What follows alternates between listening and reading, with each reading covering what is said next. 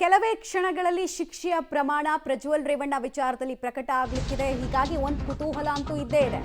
ಅತ್ಯಾಚಾರಿ ಅಪರಾಧಿ ಪ್ರಜ್ವಲ್ ರೇವಣ್ಣಗೆ ಜೀವಾವಧಿ ಶಿಕ್ಷೆ ಫಿಕ್ಸ್ ಅನ್ನೋದು ಅಥವಾ ಕನಿಷ್ಠ ಶಿಕ್ಷೆಯನ್ನ ಕೊಡಲಾಗುತ್ತಾ? ಯಾವ್ಯಾವ ವಿಚಾರಗಳನ್ನ ಈ ಶಿಕ್ಷೆಯ ಪ್ರಮಾಣ ಪ್ರಕಟ ಮಾಡಬೇಕಾದ್ರೆ ಕೋರ್ಟ್ ಕನ್ಸಿಡರ್ ಮಾಡುತ್ತೆ? ಎಲ್ಲಾ ಪ್ರಶ್ನೆಗೂ ಉತ್ತರ ಇದೆ. ಕನಿಷ್ಠ ಶಿಕ್ಷೆಯನ್ನ ದಯಮಾಡಿ ಕೊಡಿ ಅಂತ ಗೋಗರ್ದು ಬಿಟ್ಟಿದ್ದಾರೆ ಪ್ರಜ್ವಲ್ ರೇವಣ್ಣ. ಗಳಗಳ ಅಂತ ಅತ್ತಿದ್ದು ಕೂಡ ಕಂಡುಬಂತು. ಭಾವನಾತ್ಮಕ ವಿಚಾರಗಳನ್ನು ಪ್ರಸ್ತಾಪ ಮಾಡಿದ್ದು ಕಂಡುಬಂತು. ಈಗ ಶಿಕ್ಷೆಯ ಪ್ರಮಾಣ ಪ್ರಕಟ ಆಗೋದಕ್ಕೆ ಇನ್ನೊಂದು ನಿಮಿಷ ಬಾಕಿ ಇದೆ. ಜೀವಾವಧಿ ಶಿಕ್ಷೆಗೆ ಗರಿಷ್ಠ ಶಿಕ್ಷೆನ ಇಂಥ ಪ್ರಕರಣದಲ್ಲಿ ಕೊಡಬೇಕು ಅಂತ SPP ಸರ್ಕಾರಿ ಪರ ವಕೀಲರು ವಾದವನ್ನ ಮಾಡಿದ್ರು. ಅನೇಕ ಸುಪ್ರೀಂ ಕೋರ್ಟ್ ಮತ್ತು ಹೈಕೋರ್ಟ್ನ ಸೈಟೇಷನ್ಸ್ ಅನ್ನ ಕೂಡ ಅಲ್ಲಿ ಉಲ್ಲೇಖ ಮಾಡಿದ್ರು. ಯಾವ ಕಾರಣಕ್ಕೋಸ್ಕರ ಕೊಡಬೇಕು ಅಂತ, ದೇಶಕ್ಕೆ ಒಂದು ಪಾಠ ಆಗಬೇಕು ಈ ಪ್ರಕರಣ ಅಂತ SPP ಅವರು ವಾದ ಮಂಡಿಸಿದ್ರು. ಆಮೇಲೆ ಪ್ರಭಾವಿ ಅನ್ನೋ ಕಾರಣಕ್ಕೆ ಇವರನ್ನ ಎಕ್ಸೆಪ್ಷನ್ ಕೇಸ್ ಆಗಿ ನೋಡಬಾರ್ದು. ಇಲ್ಲಿ ಮಾಡಿರೋದು ಅತ್ಯಾಚಾರ, ನಿರಂತರ ಕಿರುಕುಳ ಮತ್ತು ಅಧಿಕಾರದ ದುರುಪಯೋಗ, ಈ ಅಷ್ಟು ಅಂಶಗಳನ್ನು ಹೇಳಿದ್ರು ಅವರು. ಸೊ ಇನ್ನೊಂದು ಕಡೆಗೆ ಪ್ರಜ್ವಲ್ ನಿಮ್ಗೇನಾದರೂ ಹೇಳಕ್ಕಿದೆಯಾ ಅಂತ ಜಡ್ಜ್ ಕೇಳಿದಾಗ ಹಾಸನ ಜಿಲ್ಲೆಗೆ ನಾನು ಸಾಕಷ್ಟು ಅಭಿವೃದ್ಧಿ ಮಾಡಿದ್ದೀನಿ ಅಂತ ತಿಳಿಸಿದ್ರು ಜಡ್ಜ್ ಮುಂದೆ. ಆಮೇಲೆ ಎಲೆಕ್ಷನ್ಗಾಗೇ ವಿಡಿಯೋವನ್ನು ಮಾಡಿಬಿಟ್ಟಿದ್ದಾರೆ, ದುರುದ್ದೇಶದಿಂದ ವಿಡಿಯೋವನ್ನು ಹರಿಬಿಟ್ಟಿದ್ದಾರೆ ಅಂತೆಲ್ಲ ತಮ್ಮನ್ನು ತಾವು ಡಿಫೆಂಡ್ ಮಾಡ್ಕೊಳ್ಳೋದಕ್ಕೆ ಮುಂದಾದರು. ಚುನಾವಣೆಗೆ 6 ದಿನ ಮುಂಚೆ ವಿಡಿಯೋವನ್ನು ಬಿಟ್ಟಿದ್ದಾರೆ, ನೀವು ಟೈಮಿಂಗನ್ನು ಗಮನಿಸಬೇಕಾಗತ್ತೆ ಅಂತ ಕೇಳ್ಕೊಂಡ್ರು. ಅದಾದಮೇಲೆ ವಿಡಿಯೋ ರಿಲೀಸ್ ಹಿಂದೆ ರಾಜಕೀಯವಾಗಿ ಪಿತೂರಿ ನಡೆದಿದೆ, ಷಡ್ಯಂತ್ರದ ಕಾರಣಕ್ಕೋಸ್ಕರ ನನಗೆ ಇವತ್ತು ಈ ಸ್ಥಿತಿ ಬಂತು ಅಂತ ತಮ್ಮನ್ನು ತಾವು ಕೊನೆಯ ಕ್ಷಣದಲ್ಲೂ ಕೂಡ ಡಿಫೆಂಡ್ ಮಾಡ್ಕೊಳ್ಳೋದಕ್ಕೆ ಮುಂದಾದರು. ವಿಡಿಯೋ ರಿಲೀಸ್ ಆದ ಬೆನ್ನಲ್ಲೇ ಮಹಿಳೆ ದೂರು ಕೊಟ್ಟರು. ಮೊದಲೇ ಅತ್ಯಾಚಾರಕ್ಕೆ ಒಳಗಾಗಿದ್ರೆ ಆ ಮಹಿಳೆ ಕಂಪ್ಲೇಂಟ್ ಕೊಡಬೇಕಾಗಿತ್ತು. ಫಸ್ಟ್ ವಿಡಿಯೋ ರಿಲೀಸ್ ಮಾಡ್ತಾರೆ, ಆಮೇಲೆ ಆ ಮಹಿಳೆ ಹೋಗಿ ದೂರನ್ನು ಕೊಟ್ಟರು. ಇದರಲ್ಲೇ ದುರುದ್ದೇಶ ಅಂತ ಗೊತ್ತಾಗ್ತಾ ಇದೆ ಅನ್ನೋದನ್ನ ಹೇಳಿದ್ರು. ಆಮೇಲೆ ಕೋರ್ಟ್ ಕೊಟ್ಟಿರುವಂತಹ ತೀರ್ಪಿಗೆ ನಾನು ತಲೆ ಬಾಗ್ತೀನಿ. ನಂದು ಒಂದೇ ಒಂದು ಕೋರಿಕೆ, ಅದೇನೆಂದರೆ ಜೀವಾವಧಿ ಶಿಕ್ಷೆಯಿಂದ ನನ್ನ ಶಿಕ್ಷೆಯ ಪ್ರಮಾಣವನ್ನು ಕಡಿಮೆ ಮಾಡಬೇಕು ಅಂತ ಕೇಳ್ಕೊಂಡ್ರು. ಹಾಗೆ ನನ್ನ ಕುಟುಂಬದಿಂದ ನಾನು ದೂರ ಇದ್ದೀನಿ, 6 ತಿಂಗಳಾಯಿತು ಅಪ್ಪ ಅಮ್ಮನ ಮುಖ ನೋಡಿ ಅಂತೆಲ್ಲ ಭಾವನಾತ್ಮಕ ವಿಚಾರಗಳನ್ನು ಹೇಳಿದ್ರು. ಡೀಟೇಲ್ಸ್ ಕೊಡ್ತಾರೆ ನರಸಿಂಹಮೂರ್ತಿ.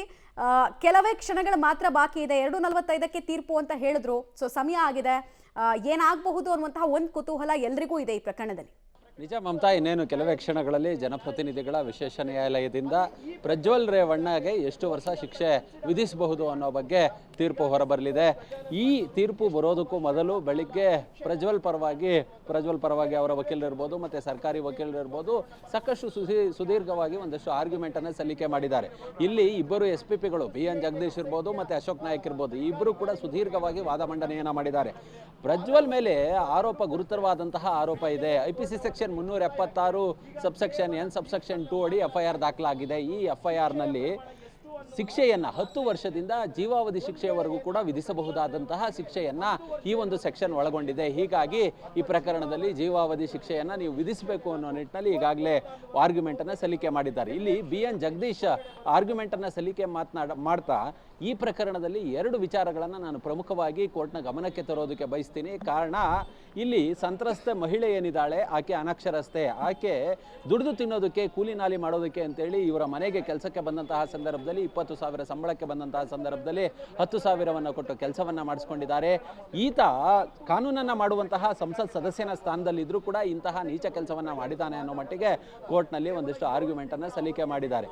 ಮತ್ತು ಈಕೆಯ ಅಂದರೆ ಸಂತ್ರಸ್ತೆಯ ಮಗಳ ಮದುವೆಯ ಸಂದರ್ಭದಲ್ಲಿ ಈ ಒಂದು ಅತ್ಯಾಚಾರ ನಡೆದಿರೋದು, ಆ ಅತ್ಯಾಚಾರವನ್ನು ವಿಡಿಯೋವನ್ನು ಸಹ ಮಾಡಿಟ್ಕೊಂಡಿದ್ದಾನೆ. ಅದಾದ ಬಳಿಕ ಈ ವಿಡಿಯೋವನ್ನು ಹೊರಗಡೆ ಹರಿಬಿಡೋದಾಗಿ ಆಕೆಗೆ ಹೆದರಿಸಿದ್ದಾನೆ.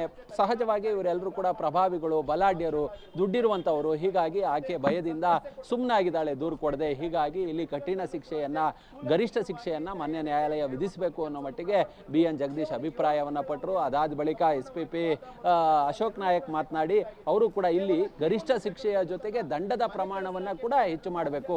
ಕಾರಣ, ಈ ಪ್ರಜ್ವಲ್ ಏನಿದ್ದಾರೆ ಅತ್ಯಾಚಾರ ಪ್ರಕರಣದ ಆರೋಪಿ, ಆತ ಕೋಟ್ಯಾಧೀಶ. ಹೀಗಾಗಿ ದಂಡದ ಪ್ರಮಾಣವನ್ನು ಹೆಚ್ಚು ಮಾಡಿ ಆ ದಂಡದ ಪ್ರಮಾಣವನ್ನು ಸಂತ್ರಸ್ತೆಗೆ ಕೊಡಬೇಕು ಅನ್ನೋ ನಿಟ್ಟಿನಲ್ಲಿ ಕೂಡ ಆರ್ಗ್ಯುಮೆಂಟನ್ನು ಸಲ್ಲಿಕೆ ಮಾಡಿದ್ರು. ಆದರೆ ಪ್ರಜ್ವಲ್ ಪರ ವಕೀಲರು ಮಾತನಾಡ್ತಾ ಇಲ್ಲ, ಈ ಪ್ರಕರಣದಲ್ಲಿ ಒಂದಷ್ಟು ರಾಜಕೀಯ ಷಡ್ಯಂತ್ರಗಳು ನಡೆದಿದ್ದಾವೆ. ಎಲೆಕ್ಷನ್ ಹೊತ್ತಲ್ಲಿ ಈ ರೀತಿಯಾಗಿ ನಡೆದಿದೆ. ತುಂಬ ಚಿಕ್ಕ ವಯಸ್ಸಿಗೆ ಆತ MP ಆಗಿದ್ದ, 25-26ನೇ ವಯಸ್ಸಿಗೆ MP ಆಗಿದ್ದ. ಆತ ರಾಜಕಾರಣದಲ್ಲಿ 3ನೇ ಕುಡಿ, ಅವ್ರ ತಾತ ಮಾಜಿ ಪ್ರಧಾನಿಗಳಾಗಿದ್ದಂಥವ್ರು. ಹೀಗಾಗಿ ಇಲ್ಲಿ ಒಂದಷ್ಟು ಷಡ್ಯಂತ್ರಗಳು ನಡೆದಿದೆ, ರಾಜಕೀಯ ಕುತಂತ್ರಗಳು ನಡೆದಿದೆ. ಬೇಕು ಅಂತಲೇ ಆ ವಿಡಿಯೋಗಳನ್ನ ಹೊರಗಡೆ ಬಿಟ್ಟಿದ್ದಾರೆ. ಆತನ ರಾಜಕೀಯ ಜೀವನ ಹಾಳಾಗಬಾರ್ದು. ಇನ್ನೂ ಕೂಡ ಆತನಿಗೆ 33-34 ವರ್ಷ. ಈಗ ಸಂತ್ರಸ್ತೆ ಮಹಿಳೆ ಅಂತ ಏನು ಹೇಳ್ತಿದ್ದಾರೆ, ಆಕೆ ಮೊಮ್ಮಕ್ಕಳನ್ನ ಕಂಡಿದ್ದಾರೆ. ಆದರೆ ಈತನ ಜೀವನ ಇನ್ನೂ ಕೂಡ ಮುಂದೆ ಇದೆ. ಇನ್ನು ರಾಜಕೀಯ ಭವಿಷ್ಯವನ್ನ ಆತ ಕಟ್ಟಿಕೊಳ್ಬೇಕು. ಆತನ ರಾಜಕೀಯ ಜೀವನ ಜೈಲಿನಲ್ಲಿ ಮುಸ್ಕಾಗಬಾರ್ದು. ಹೀಗಾಗಿ ಕನಿಷ್ಠ ಶಿಕ್ಷೆಯನ್ನು ಕೊಡಿ ಅನ್ನೋ ಮಟ್ಟಿಗೆ ಇದೀಗ ಪ್ರಜ್ವಲ್ ಪರ ವಕೀಲರು ಕೂಡ ಅಭಿಪ್ರಾಯವನ್ನು ಪಟ್ಟಿದ್ದಾರೆ. ಅದಾದ ಬಳಿಕ ಪ್ರಜ್ವಲ್ ಕೂಡ ತಮ್ಮ ದುಗುಡದಿಂದಲೇ ಮನಸ್ಸಿನ ಒಂದಷ್ಟು ಅಂತರಾಳದ ಭಾವನೆಗಳನ್ನು ಜಡ್ಜ್ ಮುಂದೆ ಹೇಳ್ಕೊಂಡಿದ್ದಾರೆ. ಇದೀಗ ಇನ್ನೇನು ಕೆಲವೇ ಕ್ಷಣಗಳಲ್ಲಿ ತೀರ್ಪು ಹೊರಬರೋದಕ್ಕೆ ಕ್ಷಣಗಣನೆ ಆಗ್ತಿರೋದು. ಮಮತಾ.